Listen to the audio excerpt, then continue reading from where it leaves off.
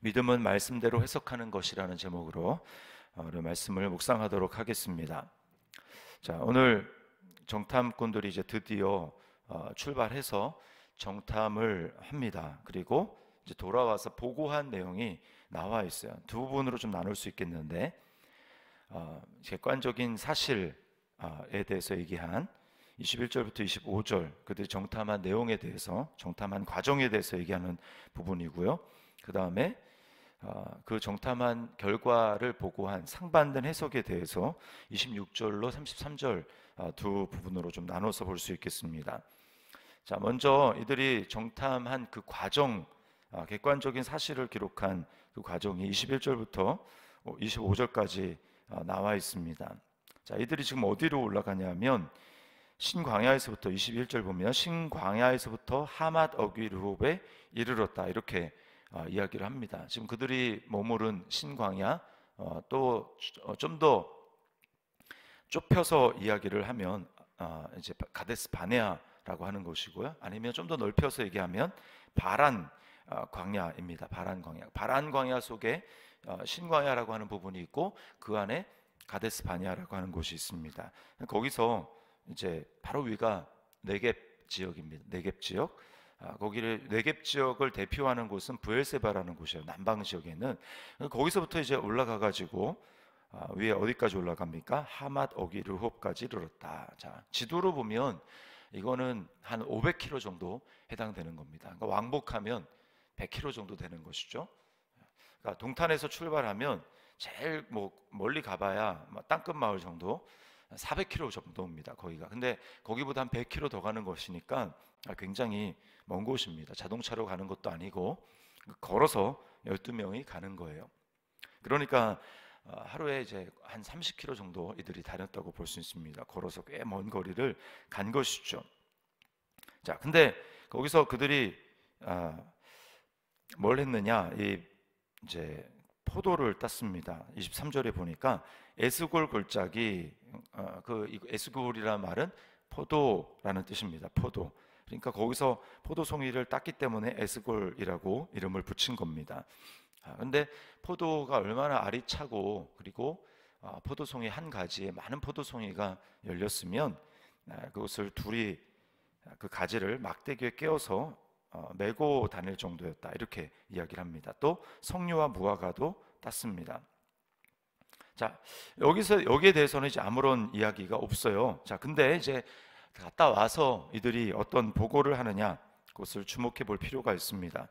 중요한 것은 이제 10명이 해석과, 그리고 정확하게 여기서는 10명이라고 안 나오죠. 11명의 해석이라고 이제 나오는데 갈렙 해석이 달랐다라고 하는 것입니다.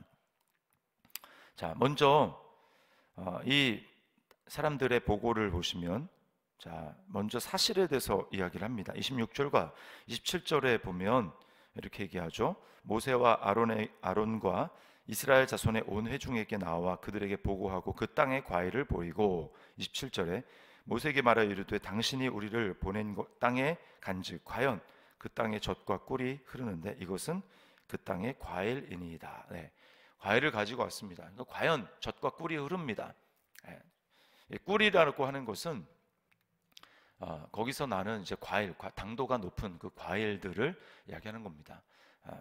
꿀과 과일의 화학 그 원소가 똑같다고 하죠. 그러니까 그 땅의 과일들을 보여주면서 정말 꿀이 흐르는 땅입니다. 또 젖은 거기에 목축하기 좋은 환경을 얘기를 하는 것이죠. 자, 그랬습니다. 자, 근데 여기는 객관적인 사실이에요. 지금 눈에 보이는 거니까. 자, 그러나 이제 그 다음부터 좀 상황이 달라집니다. 자, 그리고 29절도 정확한 팩트예요. 아말렉인은 남방 땅에 거주하고 헷인과 여부스인과 아모리는 산지에 거주하고 가나안인은 해변과 요단가에 거주하더이다. 자, 이것도 팩트입니다. 거기에 그런 사람들이 실제로 살고 있는 것이죠. 자, 근데 문제는 무엇입니까? 28절에 보니까 이것은 해석이라는 겁니다. 그러나 그 땅 거주민은 강하고 성읍은 견고하고 심히 클 뿐 아니라 거기서 아낙 자손을 보았으며, 그 땅 거주민은 강하고, 여기 무엇입니까? 이제 거기에는 해석이 들어가는데 우리보다 강하다라고 하는 해석이 들어가는 것입니다. 자, 그러니까 이 여기만 보더라도 벌써 이 이스라엘 백성들 그 회중 가운데는 동요가 일어나는 것입니다. 우리가 여기서 좀 깨달을 수 있는 건 뭐냐면, 우리 말에는 나도 모르게 나는 사실이라고 얘기를 하지만 거기에는 해석이 들어가더라라고 하는 것입니다. 그리고 그 해석이 어떠한가라고 하는 그 해석 여하에 따라서 내 말을 듣고 있는 사람들은 거기에 반응을 하게 된다라는 것입니다. 자, 그러니까 벌써 동요가 일어납니다. 그래서 이 갈렙이 어떻게 얘기합니까? 30절에 이 벌써 분위기가 좀 부정적으로 흘러간다라는 것을 감지하고 갈렙이 이렇게 말합니다. 30절에 갈렙이 모세 앞에서 백성을 조용하게 하고 이르되, 이렇게 학자지껄하게 이제 퍼지기 시작하니까 이렇게 얘기합니다. 우리가 올라가서 그 땅을 취하자, 능히 이기리라. 분위기 반전을 위해서 이렇게 하는 것이죠. 그러니까 앞에서 얘기했던 것이 부정적인 결과를 만들어내고 있다는 것을 우리가 상상할 수 있습니다. 갈렙이 지금 우리가 올라가서 이길 수 있다, 강하다고 하지만 우리 이길 수 있다, 이렇게 취할 수 있다라고 말합니다. 자, 그러나 이제 본심이 나옵니다.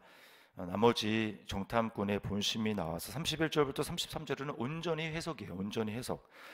자, 그와 함께 올라갔던 사람들은 이르되 우리는 능히 올라가서 그 백성을 치지 못하리라. 그들은 우리보다 강하니라. 자, 강하다고 했는데 그 본심이 나오죠. 우리보다 강하다.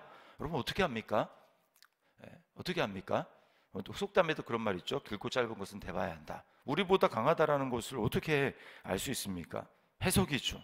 그들의 불신의 해석인 것입니다. 32절에 이스라엘 자손 앞에서 그 정탐한 땅을 악평하여 이르되 우리가 두루다니며 정탐한 땅은 그 거주민을 삼키는 땅이요 거기서 본 모든 백성은 신장이 장대한 자들이며, 이것은 팩트죠. 그러나 거주민을 삼키는 땅이다. 어떻게 거주민을 삼키는 땅, 좋다고 얘기를 했으면서 거주민을 삼키는 땅이라고 이야기를 할 수 있습니까? 33절 거기서 네피림 후손인 아낙 자손의 거인들을 보았나니 우리는 스스로 보기에도 메뚜기 같으니 그들이 보기에도 그와 같았을 것이니라. 자, 해석입니다. 우리 스스로 보기에도 메뚜기 같으니 그들이 보기에도 그와 같았을 것이니라. 자, 우리는 꼭 기억해야 됩니다. 우리는 항상 어떤 안경을 쓰고 상황을 바라봅니다. 우리는 근데 그 안경이 어떤 안경인지 우리 스스로는 잘 분간을 하지 못합니다. 그래서 우리가 영적으로 성장한다라고 하는 것은 내가 쓴 안경이 진리에 쓴 안경으로, 믿음의 안경으로 바뀐다라는 것을 이야기하는 것이죠. 자, 갈렙은 어떻게 이렇게 다르게 이야기할 수 있었을까요? 똑같은 것을 보았는데 어떻게 갈렙은 다른 사람들과 해석이 달랐을까요?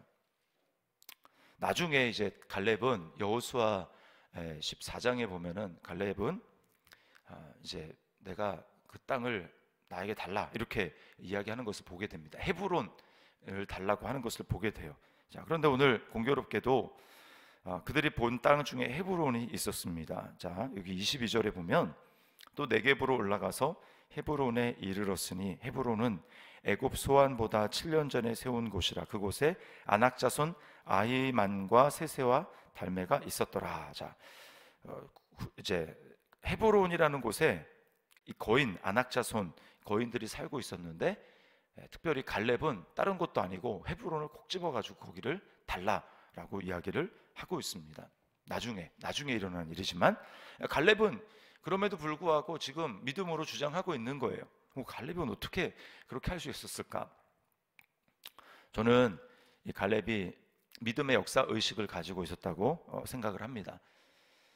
여러분의 그 헤브론이라고 하는 곳이 어떤 곳입니까? 그 헤브론에는 이스라엘 백성의 조상들이 다 잠들어 있는 곳입니다. 아브라함과 사라가 거기 잠들어 있어요. 창세기 보면 나옵니다. 그리고 이삭도 거기에 잠들어 있습니다. 이삭과 리브가 거기 잠들어 있고요. 그다음 또 누가 잠들어 있습니까? 거기에 야곱과 레아가 거기 잠들어 있어요. 헤브론에. 그리고 그 헤브론이 그렇게 잠들어 있기까지 제일 먼저 죽은 사람은 사라인데, 아브라함이 하나님의 약속을 기억하면서 그 땅을 샀습니다. 그 이제 막벨라 굴이라고 하는 곳을, 그 곳을 값을 지불하고 그 땅을 산 것이죠. 그리고 거기에 사라를 묻고 자기도 묻히고 계속 이제 거기에 묻히는 겁니다. 제가 생각하기에 이 갈렙은 그 역사적인 사실을 기억했던 것 같아요. 여기는 우리 조상 아브라함이 믿음으로 정말 갈 바를 모르고 와서 이곳에 묻혀 있는 믿음의 장소다라고 하는 것. 여기에 하나님의 믿음의 역사가 숨쉬고 있고, 여기 하나님이 함께했던 그 놀라운 기적들, 그들이 살아가면서 겪었던 놀라운 그 기적들이 거기에 함께 머물러 있는 것. 내가 차지한다면 이 땅을 차지해야 되겠다. 내가 차지한다면 이 땅을 얻어야 되겠다. 그래서 내가 믿음의 역사를 이루어가고 믿음의 후대를 이루어가야 되겠다라고 하는 생각을 거기에 있는 이 헤브론 땅을 보면서 갈렙은 보았을 것입니다. 그리고 그 믿음의 조상들에게 역사하셨던 그 하나님이 나에게도 역사하실 것이다 라고 하는 그 믿음을 가지고 이 갈렙은 그 땅을 바라본 것입니다. 아브라함에게 하나님이 그 가나안 땅을 왔을 때 뭐라고 얘기합니까? 조카 롯이 좋은 물이 좋고 그렇게 좋은 곳을 먼저 선택하며 갔을 때 하나님이 아브라함에게 그렇게 말씀합니다. 너는 이 땅을 종과 행호로 두루 다녀 보라. 내가 보이는 땅을 너와 네 자손에게 주리라. 이렇게 말씀을 하셨습니다. 그러므로 그때나 지금이나 원리는 똑같아요. 믿음으로 바라보고 하나님이 말씀하신 것을 바라보고 그렇게 나아가게 될 때 그 땅을 취하게 된다라는 것입니다. 믿음으로 바라보는 것입니다. 믿음은 뭐예요? 하나님의 말씀에 의거해서 바라보는 것입니다. 환경이 아무리 나에게 불리한 것 같고 환경이 아무리 정말 어떻게 가능한가? 라고 하는 생각이 든다 할지라도 믿음은 뭡니까? 하나님의 약속의 말씀을 붙들고 그것으로 해석하는 것입니다. 이것이 바로 우리 믿음을 가진 사람들이 살아가는 방식이에요. 우리는 더 이상 내가 생각하기에는, 내가 보기에는 이라고 하는 그 내가 보기에라고 하는 그것이 십자가에서 못 박혀 죽은 존재들입니다. 갈라디아서 2장 20절에 이제 내가 육체 가운데 사는 것은 나를 사랑하사 나를 위하여 자기 자신을 버리신 하나님의 아들을 믿는 믿음 안에서 사는 것이라. 하나님의 아들을 믿는 믿음, 그거 다른 말로 얘기하면 하나님의 아들의 믿음, 그 믿음으로 살아가는 것이 바로 우리입니다. 여러분, 예수님의 믿음은 무엇입니까? 예수님의 믿음은 사람들은 다 환경을 보고 눈에 보여지는 것, 또 손으로 만져지는, 귀로 들리는 그 팩트, 거기에 다 팩트에다가 자기 생각, 자기가 이때까지 경험해 온 자기 생각, 자기 판단, 자기 기질, 자기 성향, 그것을 주입해서 이런 것 같다라고 하는, 순전히 다 자기 생각대로 살아가지만 그게 아담과 하와의 우리가 원죄로 말미암은 결과입니다. 내 중심으로 모든 것을 생각하는 것이죠. 그러나 예수님은 십자가에서 이미 그런 것은 죽었다라고 말씀을 하십니다. 우리가 죽었어요. 그러면 이제 우리가 믿음으로 살아간다라는 것은 무엇인가? 그리스도의 믿음으로 살아가는 것입니다. 내가 죽었고, 내 판단도 죽었고, 내가 세상에 대해서도 죽었고, 또 죄에 대해서도 죽었고, 이제는 날마다 그리스도의 믿음으로 살아가는 거예요. 그러려면 우리가 날마다 하나님의 말씀을 믿음으로, 그리스도의 믿음으로, 예수님은 이 말씀을 어떻게 받아들였을까? 이 말씀은 예수님의 그 믿음으로 바라본다면 나는 어떻게 반응할 것인가? 그것을 우리는 날마다 바라보면서 말씀에 대한 그냥 내 생각을 해석해서 그렇게 이렇겠구나 라고 살아가는 것이 아니라 날마다 이것을 내 삶의 믿음으로 전인격적으로, 예수 그리스도의 믿음으로 전인격적으로 반응해서 우리는 살아가야 할 것입니다. 그것이 어차피 해석일 수밖에 없다면 내 해석을 투사해서, 내 해석을 비추어서 많은 사람들에게 불신을 전염시킬 것인가, 아니면 그리스도의 믿음을 가지고 해석하며 많은 사람들에게 믿음을 전염시킬 것인가, 그것은 오로지 우리의 선택입니다. 하나님은 우리를 예수 그리스도 안에 우리를 불러주신 이유는 우리는 전자의 삶이 아니라 후자의 삶, 나머지 정탐꾼의 삶이 아니라 갈렙의 삶으로 우리를 부르신 것입니다. 자, 우리 자신에게 적용해 보겠습니다. 오늘 내가 만나게 될 수많은 삶의 현장과 또 사건과 또 여러 가지 많은 대화와 만남 속에서 나는 어떤 해석을 보이며 살아가겠습니까? 눈에 보여지는 또 거기에 대한 나의 생각과 나의 판단과 나의 반응으로 그렇게 해석하며 살아가겠습니까? 아니면 오늘 갈렙과 같이 거기에 대한 말씀을 반응해서, 말씀에 반응해서, 그리스도의 믿음에 반응해서 살아가겠습니까? 하나님이 인정하시며 기억하시는 삶은 믿음의 반응으로 살아가는 삶인 것입니다. 오늘 믿음은 말씀대로 해석하는 것이다 라고 하는 이 말씀을 기억하면서 오늘 하루, 아니 평생의 우리의 삶이 점점 계속해서 똑같은 상황에 말씀으로 반응하며 그리스도의 믿음으로 반응하는 일들이 더 많아질 수 있기를, 믿음의 성장의 성숙이 일어날 수 있기를 주님의 이름으로 축원합니다.